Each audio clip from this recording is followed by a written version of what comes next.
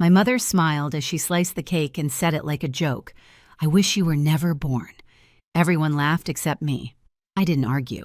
I just smiled back and whispered, "You'll regret saying that." That night, I made a decision no one saw coming. 2 months later, their dinner table sat untouched. Their calls went unanswered, and the one person they'd spent years ignoring became the ghost they couldn't stop talking about. You think silence means surrender? Not this time.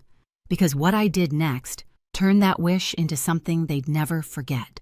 When people ask what kind of family I come from, I never know where to start. On paper, we look perfect. A big house on Maple Drive, family photos and matching sweaters and holiday cards that made us look close enough to be enviable. But if you looked closely, if you sat at our table for even 5 minutes, you'd feel it. The quiet hierarchy, the invisible ranking that placed me last without anyone needing to say it aloud. Jessica, my older sister, the golden child, flawless grades, flawless career, flawless smile. Amanda, the youngest, the creative one, always messy, but adored for it. And me, Layla, the middle child, the peacekeeper, the listener, the one who filled the space between their noise. I was the family's emotional janitor, quietly cleaning up after every argument, making sure no one broke completely. Our house smelled like lemon polish and control. Mom ran it like a stage manager, dinners at 6 sharp compliments, flowing only in one direction. "Jessica, that dress is perfect."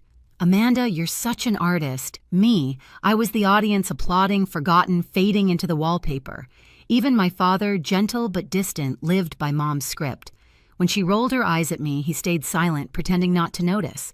I used to think love meant endurance. If I kept showing up, birthdays, dinners, holidays, maybe they'd finally see me. But invisibility can become a habit.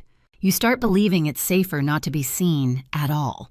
That night, the night of the wish, the house looked beautiful. Candles, lit lasagna, baking the kind of scent that should have meant comfort. But underneath, there was tension, thin humming, ready to snap. Mom had spent all day fussing over the table, adjusting napkins, polishing silver. Jessica had just been promoted to senior partner at her law firm, and this dinner was her victory parade. Amanda fluttered around, showing off paint-stained fingers and talking about her next big piece. Everyone leaned in, laughed, clinked glasses. When it was my turn to speak, I mentioned one of my students, how she just won a regional writing award. I'd mentored her for months, stayed late after class, helped her believe she could be more. Mom smiled politely, already turning away. "That's nice, honey. Just tell us more about that case you won." I felt it again, that quiet dismissal, the subtle shift that told me I didn't belong in their spotlight. I took another sip of wine and forced a smile, the kind that hurts your cheeks. That's when I realized my whole life I'd been fighting for a seat at their table without noticing the table was rotten underneath. Later that night, as I helped clear the plates, I watched Jessica and Amanda laugh in the kitchen, their reflections glowing against the window. Mom stood behind them, proud, radiant. I caught my own reflection beside theirs, faint, ghostly half there. And I thought maybe disappearing isn't the worst thing. Maybe it's the only way to finally be seen. The days after that dinner blurred together like static work, sleep, repeat. But something inside me had shifted. My students noticed before I did. "You okay, Ms. Lawson?" one of them asked after class, eyes wide with concern. I told her I was fine, that adults just get tired sometimes. But the truth was I wasn't tired. I was done. That night kept replaying in my head like a song. I couldn't turn off the laughter, the way Mom dabbed her mouth with her napkin after saying those words, as if she'd just commented on the weather. I wish you were never born. It wasn't new. She'd said it before, in smaller ways. Every time she forgot my birthday, every time she called me sweetheart in that dismissive tone that meant background character. But this time it landed differently. Maybe because I finally heard it for what it was, permission. For years, I'd mistaken patience for love, silence for peace. But the moment she laughed, I saw the truth. My family's happiness was built on my erasure, and I had been keeping it alive by staying. I started to notice how deep that pattern ran. At school, I'd check my phone during lunch, nothing, not a text, not a call. But the family group chat buzzed constantly. Photos from Jessica's firm party, Amanda's new painting, Mom's girls' night captions that somehow never included me. I used to scroll through and feel the sting of it. Now I just stared and thought, They won't even notice when I'm gone. One Friday evening, I drove past the old house after work. Lights were on, laughter spilling through the open window. I sat there in my car engine idling, watching the silhouettes move inside. For a second, I imagined walking in like nothing happened, saying, "Hey, it's me." I brought dessert. But then I saw Mom hug Amanda, the same way she used to hug me when I was little before I learned that affection had conditions. The ache in my chest turned sharp. I drove away. At home, I opened my laptop and started typing teaching jobs in other cities. It felt impulsive, but my fingers didn't hesitate. Seattle, Portland, Denver.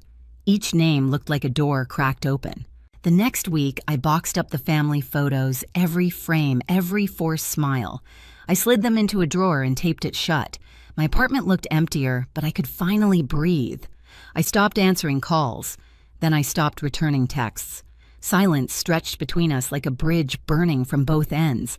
3 weeks later, Mom left a voicemail. "Sweetheart, call us back. We're worried." But her voice didn't sound worried, it sounded inconvenienced. I deleted it before she finished. That's when I realized this wasn't a phase. It was an awakening. For the first time in my life, I wasn't waiting to be invited. I was planning my exit. The morning I mailed my resignation letter, Seattle's address typed clean at the bottom, I felt something I hadn't in years: stillness. Not peace exactly, but a strange, weightless quiet. I stood in my kitchen holding that envelope, realizing this was the last tie to the life that kept me small. Once I sent it, there was no going back. I dropped it into the blue mailbox outside my building, and the clink of metal sounded like a door locking behind me. After that, I went invisible on purpose. I changed my number, set my email to forward to a new account, and told no one. The silence that used to scare me started to feel like power. Each day I walked into my empty apartment, and instead of loneliness, I heard my own thoughts for the first time. No voices telling me what to do, no laughter at my expense, just the hum of my freedom. It didn't take long for the calls to start piling up. Unknown numbers, private calls, voicemails full of confusion. "Layla, this isn't funny. Where are you? You can't just vanish like that." I listened to a few, mostly Jessica's voice, clipped and urgent, but I never called back. Each deleted message felt like a boundary solidifying another thread I didn't have to untangle. Then came the one that made me pause. It was my mother crying. "Sweetheart, please. Come home." Amanda's worried. "Your father can't sleep."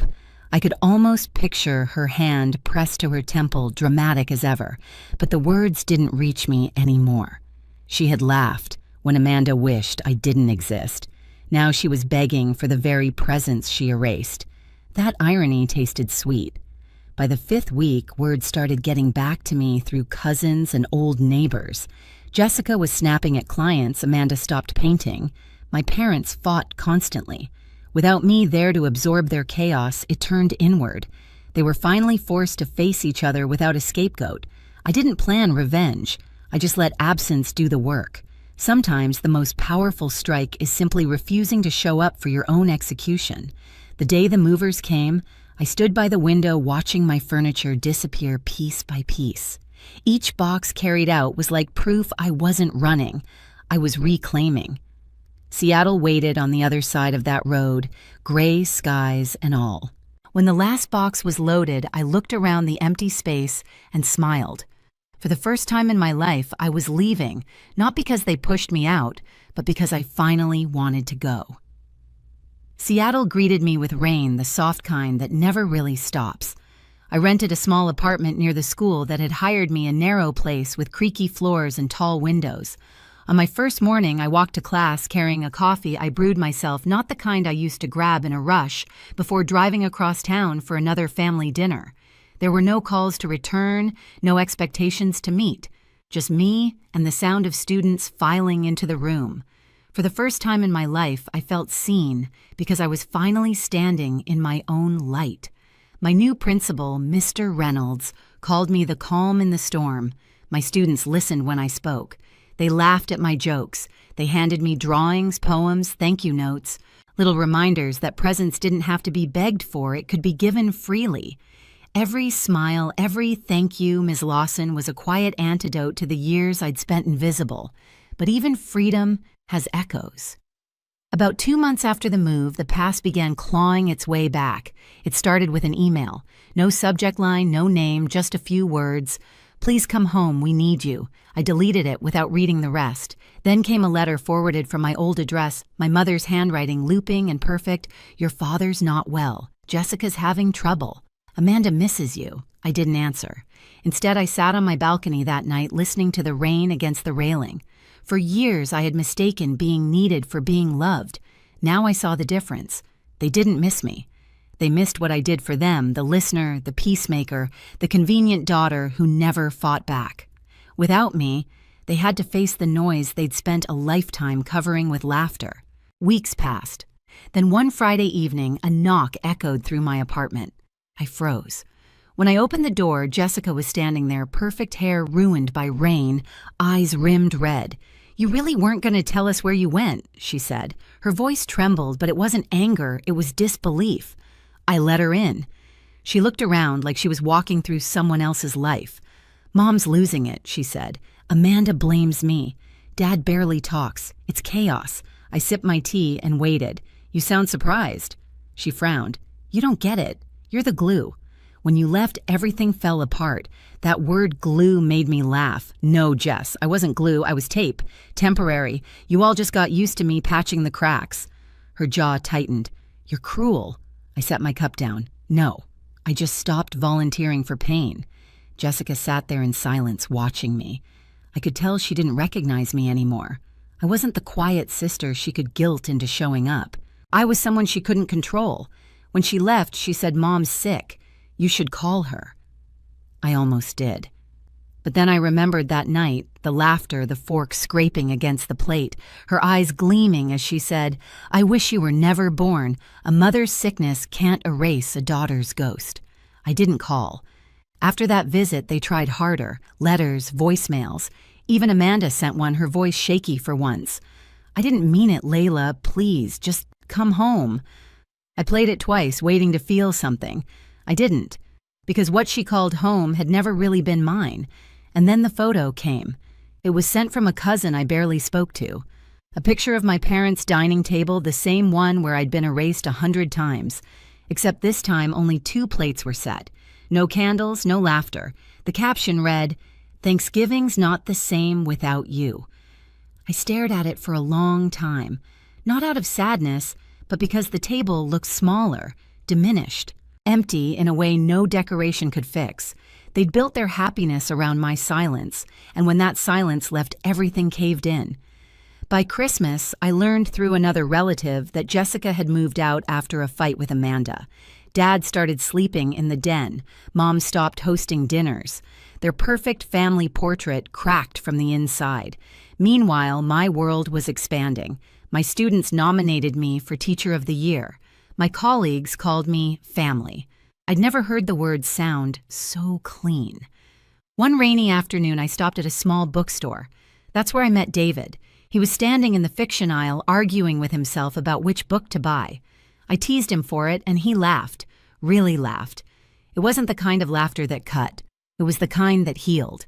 We started talking, then coffee, then dinners. I told him about Seattle, but not about where I came from. Not yet. It felt like introducing a ghost into a new house. One evening, as we walked home in the drizzle, he said, "You have this quiet strength, like someone who's rebuilt herself." I smiled. "You have no idea. Months turned into a year. My life filled with warmth that didn't demand anything in return. When David proposed, it wasn't on a stage or in front of a crowd, it was in our kitchen. Barefoot, his voice shaking as he said, "Let's build something real." Our wedding was small. My coworkers came. A few close friends. No family. Not one chair reserved for ghosts. But even from across the country, the past still tried to knock. A letter arrived 2 days after our ceremony. I recognized the handwriting before I opened it, my mother's. Inside a single page, I heard you got married. I'm proud of you. I'm sorry. Come home when you're ready. I folded it once and slipped it into the drawer with the rest of her apologies. Forgiveness isn't an invitation. That night, as I danced barefoot in the living room with David, I felt something click inside me, a quiet kind of closure. Maybe they'd never understand what they lost. Maybe that was the point. Sometimes revenge isn't fire. It's peace that refuses to return, and when peace stays long enough, it becomes something stronger than any apology freedom. Years passed quietly, the kind of peace that used to feel impossible. My mornings began with sunlight slipping through the curtains, the smell of coffee, and David humming somewhere in the kitchen. At school, students filled my days with laughter and purpose. My life wasn't grand, but it was mine, built brick by brick out of choices I made, not roles I inherited. When our daughter was born, we named her Hope. The first time I held her, she wrapped her tiny fingers around mine, and I promised her something no one ever promised me, that she would never have to earn love by disappearing. She would grow up knowing she mattered just by being herself. Sometimes I'd catch myself wondering if my parents ever really changed, if they sat in that quiet house and thought about the daughter they pushed away. I didn't hate them anymore. Hate keeps you tethered, and I was done being tied to that table. I forgave them, not for them, but for me, because forgiveness is freedom, and mine had already begun. One afternoon, I found that old letter again, folded and worn. I read it once more, then set it in the fireplace. The flame caught fast, curling the paper into light. As the ashes faded, I whispered, "Be careful what you wish for Mom." She wished I'd never been born. But the woman I became, this life, this family, this peace, was proof that sometimes being erased is exactly how you start over. If you've ever felt invisible in your own family, I know what that silence feels like. I know what it's like to smile through dinners where you're only half alive, to wonder if leaving means losing everything. But here's the truth. They only notice your absence when you finally stop begging to be seen. And when you do, the world opens in ways you never imagined. My story isn't about revenge anymore. It's about reclaiming my name, my peace, and the right to exist without apology. So if you're watching this and something in you aches, listen to that voice.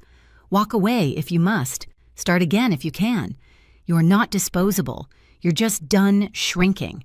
If this story touched you, hit like, drop a comment, and tell me where you're watching from. And remember, sometimes walking away is the loudest answer of all.